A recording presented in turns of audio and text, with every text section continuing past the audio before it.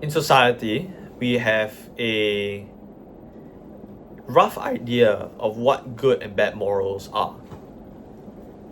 Bad morals can include murdering with ill intent, stealing, and this is what we consider bad morals, right? Good morals can include helping others, giving back to the homeless, which would help and allow us to feel, wow, but people have good morals. Morals are basically for us as humans to have a proximal idea of whether this action allows society to be able to survive and thrive in the coming future. We are also arguing on the basis that the state would succeed in actually creating bioenhancement technology that is able to change people's moral dispositions. Thirdly, we would create guidelines before administering it to the public or to anyone. And we would parrot the scientific community to ensure that these guidelines stand the test of scrutiny first and iterate from there. And once there is a majority consensus, we can start slowly administering it to people. We believe that the state should be the one administering this technology because they have a distinct responsibility and interest to help society move into a better direction. Firstly, responsibility. The state has a responsibility to its citizens because it is the one who has the power to actually make change in society. People look at they have the funding and resources and reputation to be able to push a policy and make change in that society. And no company has more funding than the state. With money, they have power, and with power, they can make change. Secondly, the people look at the state to see what are the proper behaviors that they're able to act. The state is the one that creates the highest level form of positive and negative reinforcement or punishments using the legal system.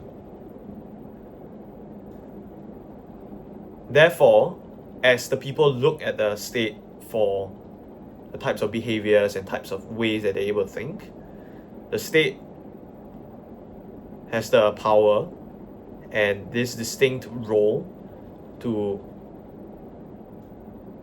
push a policy. The reason why we think the state has interests in and would actually benefit by using this form of technology is because lack of morals is one of the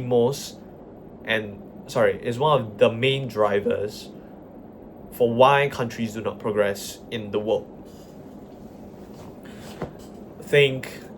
This is because people prioritize their own survivability or greed or internal emotions over having a high moral character. People would sell drugs so that and societies would crumble so that they can make a lot of money, which would allow them to have a lot of influence, and therefore they have myopic vision. Other examples of lack of morals could include politicians who, instead of using the money that has been given to them by the citizens for proper use cases to help uplift the country. They instead use the money for, they embezzle the money, the funds, for their own personal lifestyles. Think Najib in Malaysia. Lack of morals is one of the biggest drivers why countries cannot progress from their level of economic status to something higher. If the state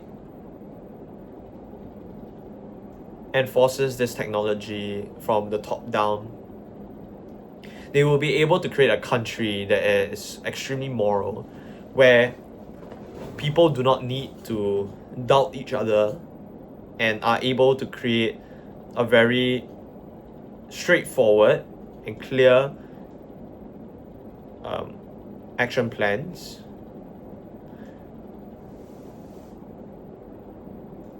which allow the country to progress. The state will also not need to fear and worry that illicit activities are happening in their country, which would allow them to not get crippled by these activities. This allows countries to have a proper foothold and slowly, step by step, create progress without getting pushed back by the sheer lack of morals of certain groups of people. There is also a interest for the state because the legal there will be lesser need for the legal system, and the state would be able to there'll be less need for the legal system, and the state will be able to prioritize resources elsewhere so that it allows the entire country to actually have better education, better healthcare, so on and so forth. This is especially true because criminality affects countries very heavily, down from drug trafficking, theft, robberies, so on and so forth. Removing this burden allows the state to focus the resources on something more productive and allows the entire country to have clearer vision of what and how they're going to progress out of their economic state.